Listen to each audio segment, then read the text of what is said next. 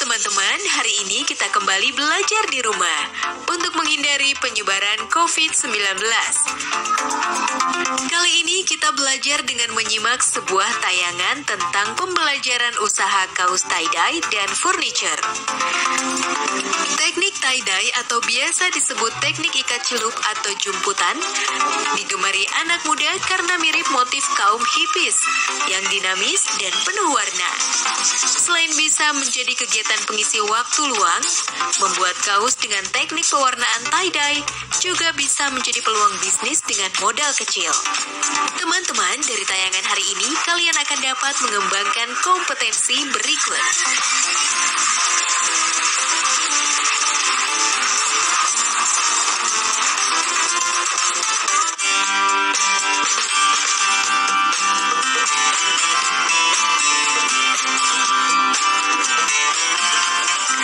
Berjumpa lagi bersama saya Putri Juniawan. Ini adalah program Bahan Ajar Audiovisual yang diselenggarakan oleh Direktorat Pembinaan Pendidikan Keaksaraan dan Kesetaraan bersama dengan Kementerian Pendidikan dan Kebudayaan Republik Indonesia.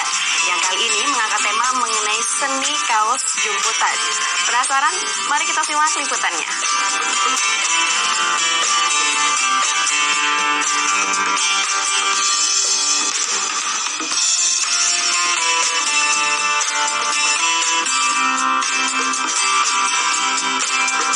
Di Indonesia, tie-dye dikenal sebagai seni ikat celup atau sering disebut juga dengan jumputan. Teknik jumputan ini mulai ada di Indonesia sejak tahun 1960-an. Namun belakangan, teknik jenis ini kembali tren.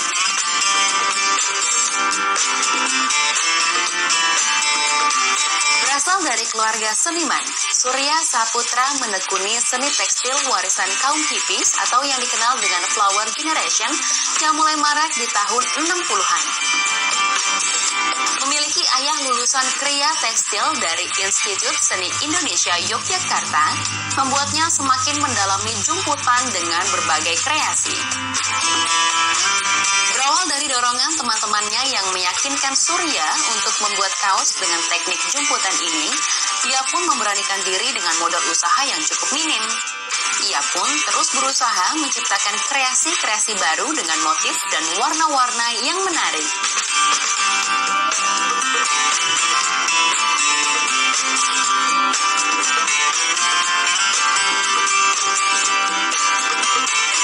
Setelah berhasil membuktikan keseriusannya membuat kaos dengan teknik jumputan ini, Surya pun memulai usahanya dengan menawarkan hasil karya seni tekstilnya ke teman-teman terdekat dan akhirnya melalui sosial media. Kendalanya ketika cuaca yang tidak menentu, karena hasil dari penjemuran dan pencampuran warna tergantung dari panasnya matahari. Teriknya matahari membuat warna terlihat lebih terang dan keluar, begitupun sebaliknya. Untuk itu, Surya pun memiliki berbagai kreasi, motif, dan ukuran, sehingga pemesan bisa dapat memilih motif, warna, dan ukuran sesuai dengan yang pelanggan inginkan. Awal mula usaha ini, jumputan ini ya Mbak, itu dulunya tuh dari teman sih ya, teman bilang, kan tahu kalau orang tua saya di usaha batik. Nah, teman-teman tuh pada bilang, pakai bahasa Jawa ini, bahasa Jawanya, ya mbak Weng gawe iki, kayak kaos kaya ini, gue mesti iso, bilang kayak gitu. Nah, terus di rumah saya juga mikir, teman-teman bilang kayak gitu, dan ayah saya bisa bikin kayak gitu, kenapa saya nggak nyoba? Ya udah, saya coba aja bikin kayak gini, jumputan itu. Jadi motivasi awalnya tuh gimana ya? Saya pengen bikin sesuatu yang beda dari teman-teman saya, dimana teman-teman saya tuh berusaha di bidangnya mereka di jalan atau street art, di graffiti. Aku pengen bikin sesuatu yang berbeda dari mereka, yaitu di kaos jumputan itu sendiri. Apa aja? Alat dan bahan yang dibutuhin buat jumputan ini awalnya dari warna ini pakai warna batik. Itu ada warna batiknya sendiri, buku batik sama fiksasi buat matiin warnanya biar gak luntur. Sama kaosnya itu sendiri. Kayaknya pakai katun.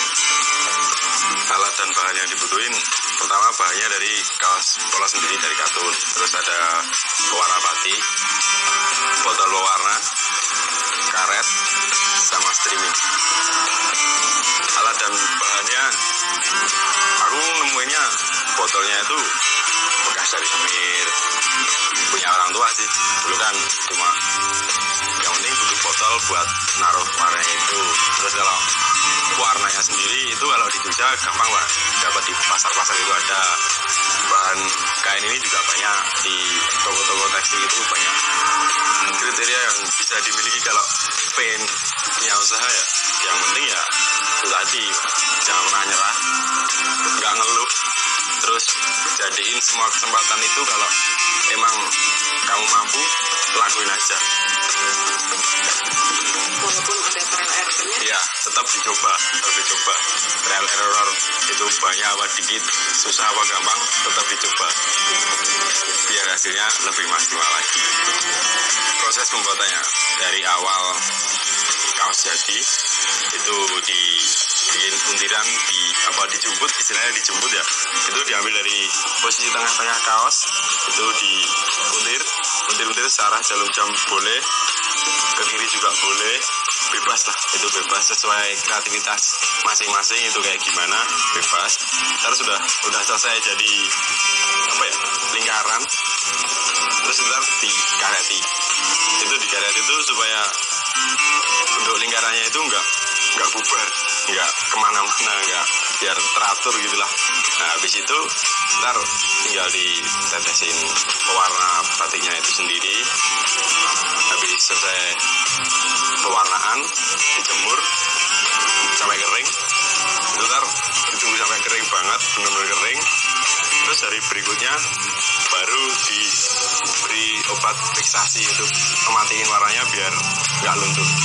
Terakhir hari berikutnya habis fiksasi itu langsung dicuci. Habis cuci udah siap dijemur, siap diperjualbelikan. Berarti proses pembuatan itu selama 3 hari. Ya, selama 3 hari. Proses pembuatan kaos jemputan itu sendiri kurang lebihnya 3 hari.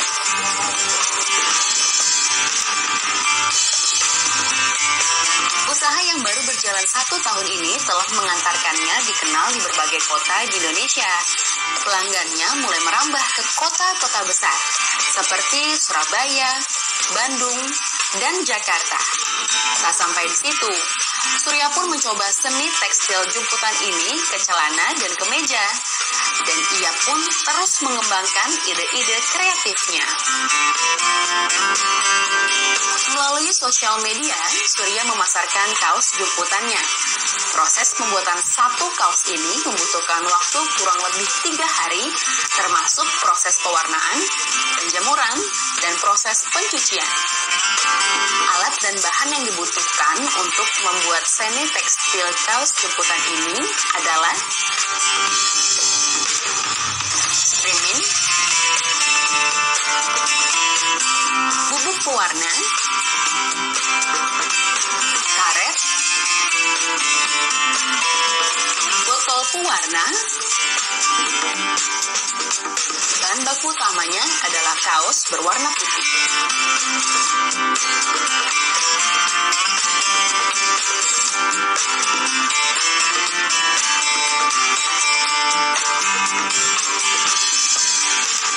Cara membuat kaos kerajinan seni tekstil ini adalah: pertama, siapkan kaos putih berbahan katun, kemudian bentangkan kaos tersebut. Carilah titik tengahnya persis di antara bagian kedua tangan dan dari panjang baju. Kemudian, dijemput sesuai dengan kreasi yang kita inginkan. Setelah dijemput, kemudian diikat dengan karet.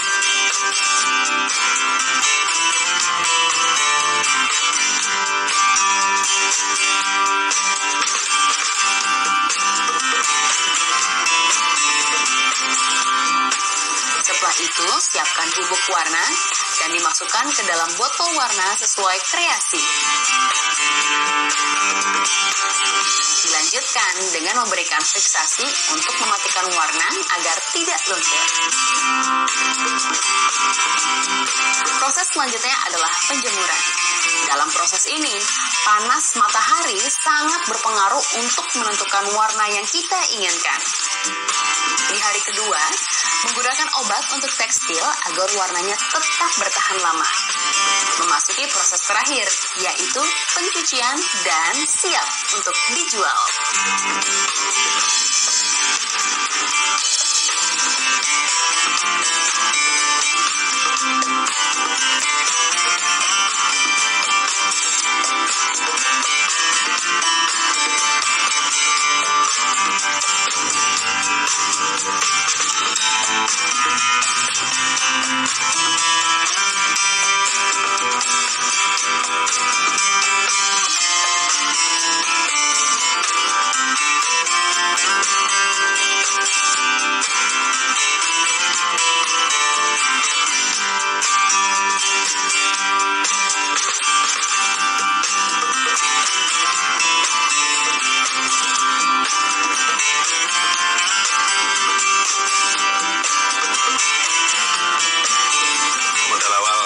Yang dipakai untuk bikin satu kaos jemputan itu berkisar nyampe 50 ribuan. 50 ribuan itu udah dapat satu kaos plus pewarna yang dibutuhin, ada warna merah, biru, kuning. Kalau butuh ya ada warna hijau. Itu semua keuntungan yang didapat ya. Ini kebetulan baru dapat ada pesanan 2 lusin. Nah itu dari 2 lusin itu dapat keuntungan kurang lebihnya 1 jutaan. Dari cara penjualannya dulu awalnya cuma dari mulut ke mulut ya. Itu dari teman-teman sendiri, terus teman-teman bilang ke temannya, jadi ikut beli. Terus habis itu ada masukan dari teman kalau kamu bikin online shop aja itu pasti lebih penjualnya lebih banyak. Nah akhirnya sampai sekarang ada online-nya dari Instagram itu, ya sosial media.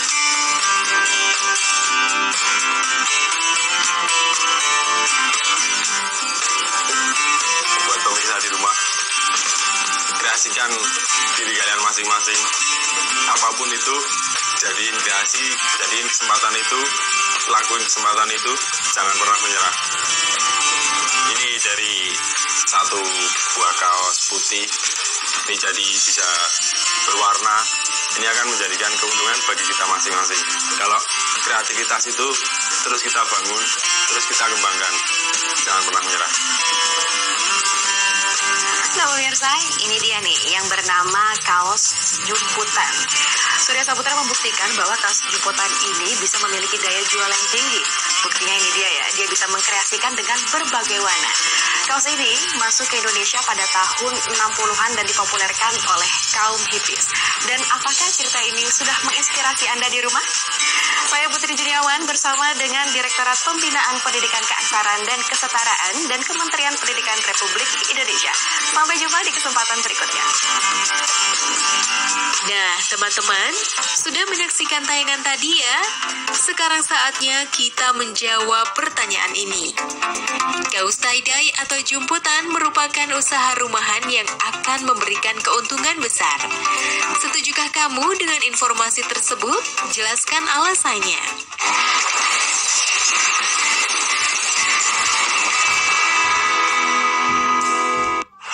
Menurut lo, seperti ini?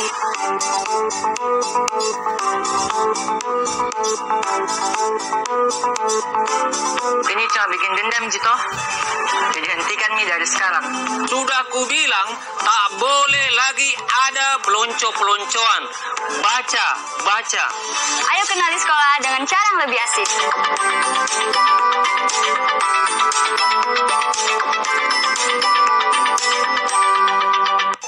Kepada masyarakat di seluruh Nusantara, dapatkan informasi resmi dan terpercaya terkait COVID-19 melalui chat chatbot WhatsApp di nomor 0811 3339 9000, call center gratis 119, website resmi covid19.go.id, dan kanal-kanal pemerintah lainnya.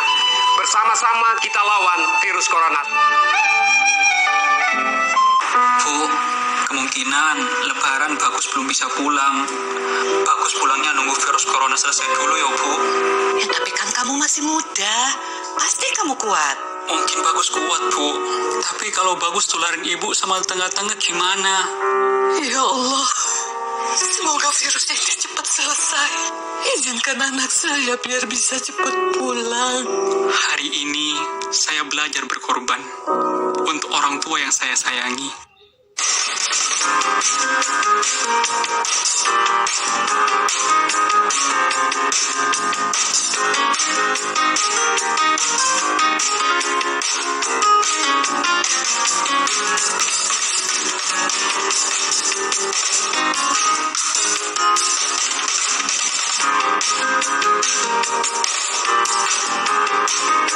Dipersembahkan oleh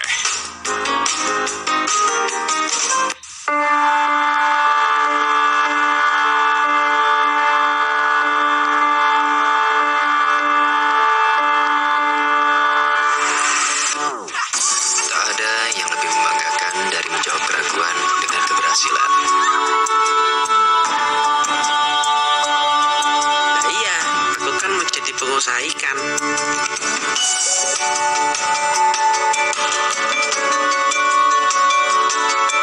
Karena ku temukan jurusan dan pelatihan yang ku perlukan.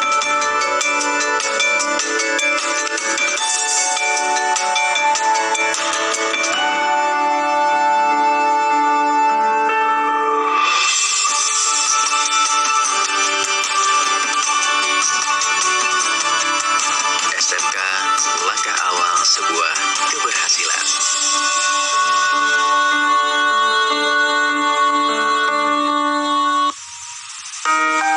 Kamu tahu nggak, hari ini KIP sudah turun.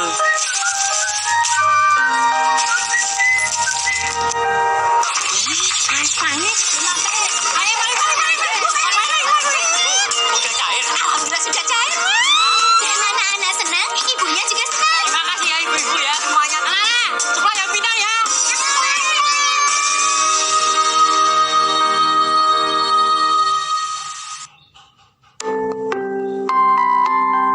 Dengan adanya sistem PPDB ini, jalur zonasi minimal menerima 50%, jalur afirmasi minimal menerima 15%, jalur perpindahan tugas orang tua atau wali maksimal 5%. Sisa kuota dari 3 jalur tersebut adalah jalur prestasi. Dengan sistem PPDB ini diharapkan dapat meningkatkan layanan akses pendidikan dan pemerataan kualitas pendidikan. Saat saya dan ibu dibilang positif, itu saya sedihnya udah dalam level yang berbeda-beda, sampai udah self-blaming aja terus. Saat itu aku dibandingin ibu dan Mbak Ratri, aku yang paling parah keadaannya gitu.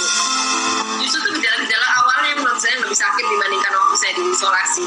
Udah demam, vertigo, ngilu-ngilu di tulang, di otot, semuanya tuh udah pada tingkat yang luar biasa banget. Ya ada 1-2 hari yang nggak bisa makan karena muntah terus. Saat orang muda merasa mereka akan aman dari virus ini, aku bikin bahaya karena justru mereka bisa menularkan virus ini ke orang tua karena akibatnya bisa fatal. Virus ini bukan hanya tentang kita, bukan tentang individu, bukan tentang perseorangan.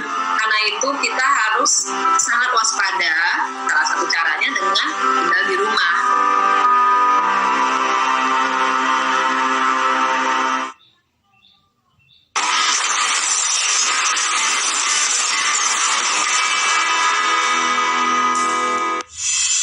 Kayu jati Belanda merupakan kayu bekas peti kemas. Namun, kayu ini sangat diminati sebagai badan dasar furniture dan dekorasi ruangan karena bahannya ringan. Motif serat kayunya menarik dan tidak mahal. Yuk kita simak bersama tayangannya. Salam pendidikan Pendidikan Indonesia. Warga belajar kayu jati Belanda adalah jenis kayu yang sangat diminati sebagai bahan dasar membuat furnitur dan dekorasi ruangan. Selain karena warnanya yang cerah, teksturnya yang lembut, harganya pun relatif murah. Bersama saya, Larasati Nur Rahma, kita akan membahasnya dalam program audiovisual Bahan Ajar Pendidikan Masyarakat, persembahan Direktorat Pembinaan Pendidikan Keaksaraan dan Kesetaraan Kementerian Pendidikan dan Kebudayaan Republik Indonesia berikut ini. Siapa sangka, kayu bekas peti kemas ini bernilai jika sudah dibuat menjadi kursi atau lemari dan furniture lainnya. Ya, kayu bekas yang berkualitas baik bisa dimanfaatkan sebagai tambahan penghasilan. Kayu peti kemas atau biasa disebut jati Belanda atau pine wood memang sudah banyak yang menggunakannya.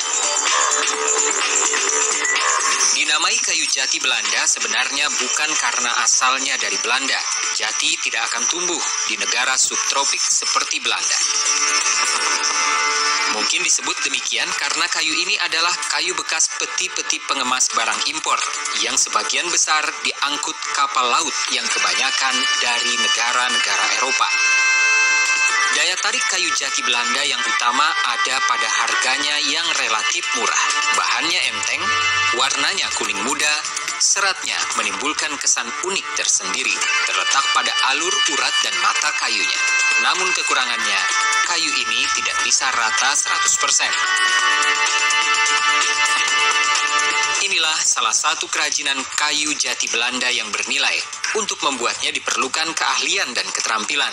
Oleh karena itu, pada program kali ini kita akan sajikan cara membuat dan bahan yang diperlukan untuk membuat meja dan kursi dari kayu jati Belanda. Sebelum menyaksikan, ada beberapa tips yang bisa kita jalankan sebelum membuka usaha di bidang ini. Awali dengan sesuatu yang Anda cintai. Jika kita suka merangkai dan menghasilkan furniture yang bernilai, maka usaha ini patut untuk dicoba. Luangkan waktu untuk mengenali pasar Anda. Temukan pasar yang sesuai dengan produk yang dibuat. Tentukan tempat untuk menampilkan produk Anda. Perlahan dalam menjalankan bisnis, lebih baik jika tidak memiliki anggaran yang cukup.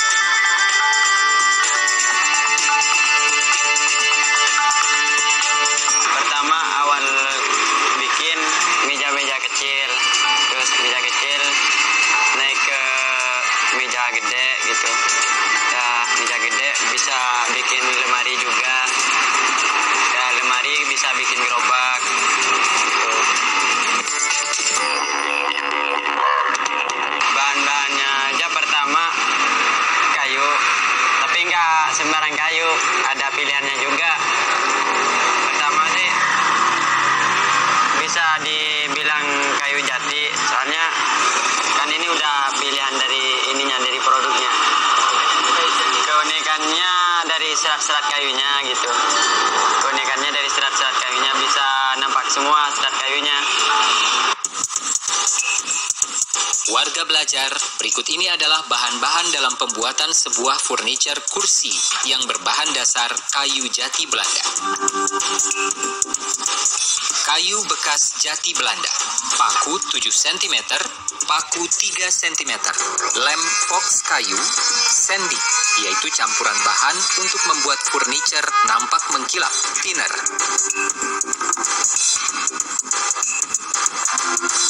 Alat-alat yang diperlukan antara lain mesin serut, mesin potong circle, bor, meteran, siku, penggaris, alat bantu potong, dan palu. Warga belajar, itulah tadi bahan-bahan dan alat yang harus kita persiapkan. Jika bahan dan alat sudah ada, tinggal cara membuatnya, supaya menjadi furniture kursi dengan bahan dasar kayu jati Belanda yang kita inginkan. Untuk membuat furniture kursi berbahan dasar kayu jati Belanda, berikut beberapa tahapan yang harus dilakukan. Pertama, kayu dipotong sesuai ukuran yang diinginkan. Berikutnya, untuk bangku yang panjang, kayu dipotong menjadi ukuran 15 cm, 50 cm, dan 80 cm. Kayu yang sudah dipotong lalu dihaluskan dengan alat pemahat kayu. Masing-masing ujung kayu harus dibuat 2 lubang dengan bor untuk membuat sambungan antar kayu. Selanjutnya, kayu disambung dengan paku ukuran 7 cm dan lem kayu, lalu dirangkai menjadi sebuah rangka kursi. Rangka kursi sudah jadi kita buat. Rangka yang sudah jadi harus didempul terlebih dahulu, lalu diamplas agar kursi yang kita buat bisa mengkilap. Bahan yang digunakan adalah campuran sendik dan thinner. Kayu atau rangka kursi yang sudah dioles sendik dan thinner kita jemur, lalu didempul kembali. Kursi yang bernilai dari kayu bekas peti kemas kini sudah bisa kita jual. Warga belajar, sekarang kita bisa mulai membuat kursi bentuk lainnya sesuai dengan kreasi dan kreativitas kita. Semoga tips dan tutorial ini bisa bermanfaat dan berguna bagi Anda. Ya, pertama modal dulu. Kita kan kalau nggak ada modal nggak bisa buka kayak gini ya. Kalau bikin ini, kalau kemampuan buat bikin meja kayak gini, semuanya bisa dipelajari. Pertama ya harus tahu bikin kayak gini dulu, bukan nggak langsung buka usaha kayak gini. Istilahnya kalau kita langsung buka kayak gini nggak bisa bikin. Istilahnya harus kerja sama orang dulu. Kerja sama orang baru kita buka sendiri, buka usaha sendiri, buka kayak ginian, buka meja.